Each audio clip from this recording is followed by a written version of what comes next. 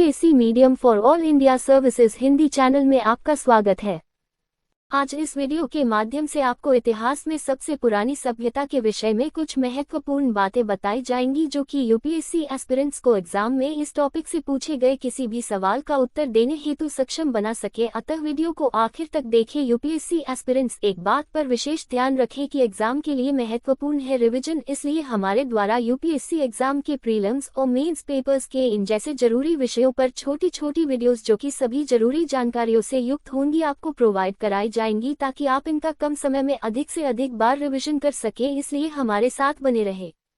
हमारा आज का टॉपिक इतिहास में सिंधु घाटी सभ्यता का है। आइए जानते हैं इसके बारे में। सन 1921 ईस्वी में सर जॉन मार्शल के नेतृत्व में राय बहादुर दयाराम साहनी ने हड़प्पा की खुदाई करी और सिंधु घाटी सभ्यता की खोज की। सिंधु घाटी सभ्यता परिचय, जिसे हम हड़प्पा सभ्यता के नाम से भी जानते हैं। ये सभ्यता लगभग 2500 ईस्वी पूर्व दक्षिण एशिया के पश्चिमी भाग में फैली हुई थी, जो कि वर्तमान में पाकिस्तान तथा पश्चिमी भारत के नाम से जाना जाता है।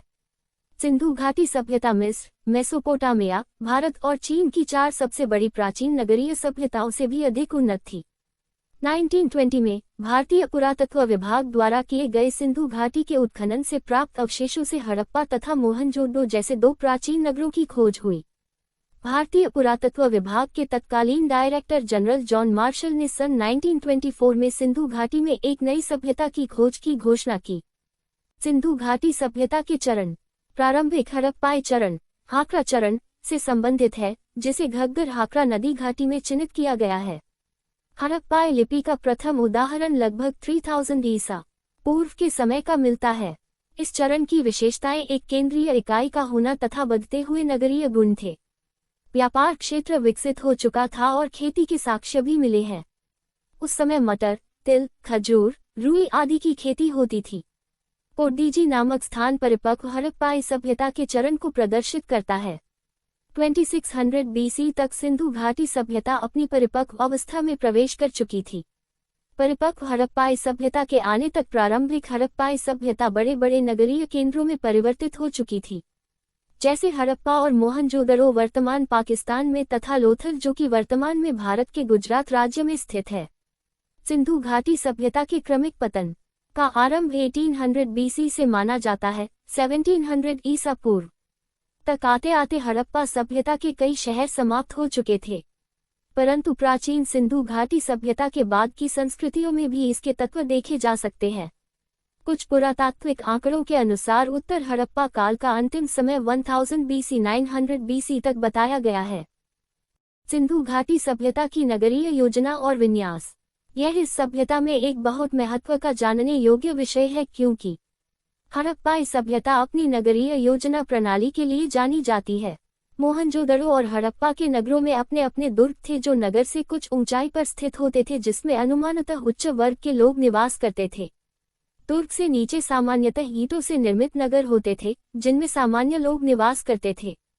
हड़प्पा सभ्यता की एक ध्यान देने योग्य बात यह भी है कि इस सभ्यता में ग्रिड प्रणाली मौजूद थी, जिसके अंतर्गत सड़कें एक दूसरे को समकोण पर काटती थी। अन्न भंडारों का निर्माण हड़प्पा सभ्यता के नगरों की प्रमुख विशेषता थी। जली हुई ईंटों का प्रयोग हड़प्पा सभ्यता की एक प्रमुख विशेषता थी, क्योंकि समकालीन मिस्र में मकानों के निर्माण के लिए शुष्क ईंटों का प्रयोग होता था। हड़प्पा सभ्यता में जल निकासी प्रणाली बहुत प्रभावी थी। हर छोटे और बड़े घर के अंदर स्वयं का स्नानघर और आंगन होता था। कालीबंगा के बहुत से घरों में कुएं नहीं पाए जाते थे। कुछ स्थान जैसे लोथल और धौलावीरा में संपूर्ण विन्यास मजबूत और नगर दीवारों द्वारा भागों में विभाजित थे। कृषि। हड़प्पाई गांव मुख्यतः प्लावन मैदानों के पास स्थित थे, जो पर्याप्त मात्रा में अनाज का उत्पादन करते थे। गेहूं, जौ, सरसों, तिल, मसूर आदि का उत्पादन होता था। गुजरात के कुछ स्थानों से बाजरा उत्पादन के संकेत भी मिले हैं, जबकि यहाँ चावल के प्रयोग के संकेत तुलनात्मक रूप से बहुत ही दुर्लभ मिलते हैं।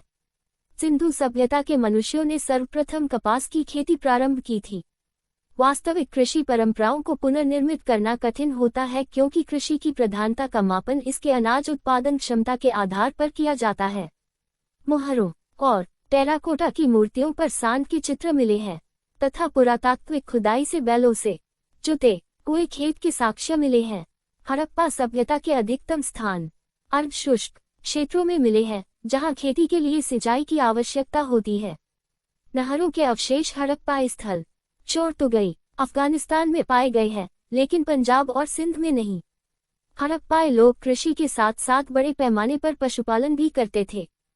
घोड़े के साक्ष्य सूक्ष्म रूप में मोहनजोदड़ो और लोथल की एक संशययुक्त टेराकोटा की मूर्ति से मिले हैं। हड़प्पाई संस्कृति किसी भी स्थिति में अश्व केंद्रित नहीं थी। शिल्पकला सिंधु घाटी सभ्यता में शिल्पकला। हड़प्पाई कांसे की वस्तुएं निर्मित करने की विधि, उसके उपयोग से भली भांति परिचित थे। तांबा राजस्थान की खेतड़ी खान से प्राप्त किया जाता था और टिन अनुमानतः अफगानिस्तान से लाया जाता था। बुनाई उद्योग में प्रयोग किए जाने वाले थप्पे बहुत सी वस्तुओं पर पाए गए हैं। बड़ी बड़ी ईंट निर्मित संरचनाओं से राजगिरी जैसे महत्वपूर्ण शिल्प के साथ साथ राजमिस्त्री वर्ग के अस्तित्व का पता चलता है।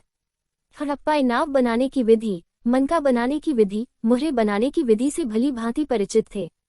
टेराकोटा की मूर्तियों का निर्माण हड़प्पा सभ्यता की महत्वपूर्ण शिल्प विशेषता थी।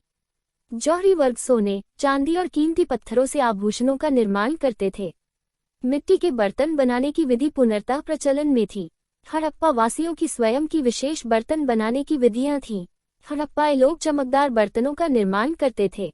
संस्थाएं। अब आइए जानते हैं इस सभ्यता में संस्थाएं किस प्रकार थी। सिंधु घाटी सभ्यता से बहुत कम मात्रा में लिखित साक्ष्य मिले हैं, जिन्हें अभी तक पुरातत्वविदों तथा शोधार्थियों द्वारा पढ़ा नहीं जा सका है। एक परिणाम के अनुसार सिंधु घाटी सभ्यता में राज्य और संस्थाओं की प्रकृति समझना काफी कठिनाई का कार्य है। हड़प्पाई स्थलों पर किसी मंदिर के प्रमाण नहीं मिले हैं, अतः हड़प्पा सभ्यता में पुजारियों के प्रभुत्व या विद्यमानता को नकारा जा सकता है। हड़प्पा सभ्यता अनुमानतः व्यापारी वर्ग द्वारा शासित थी। अगर हम हड़प्पा सभ्यता में शक्तियों के केंद्रण की बात करें तो पुरातत्वीय अभिलेखों द्वारा कोई ठोस जानकारी नहीं मिलती है।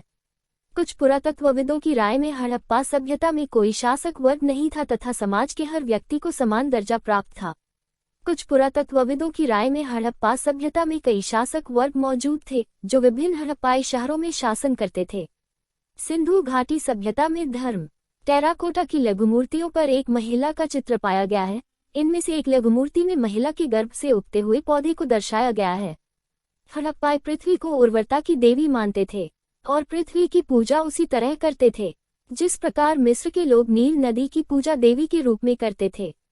पुरुष देवता के रूप में मोहरों पर 3 श्रृंगी चित्र पाए गए हैं, जो कि योगी की मुद्रा में बैठे हुए हैं।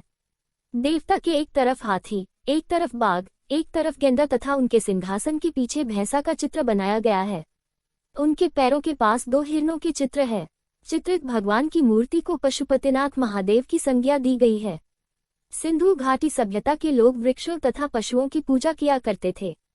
सिंधु घाटी सभ्यता में सबसे महत्वपूर्ण पशु एक सींग वाला गेंडा था तथा दूसरा महत्वपूर्ण पशु कुबर वाला सांड था। अत्यधिक मात्रा में ताबीज भी प्राप्त किए गए हैं।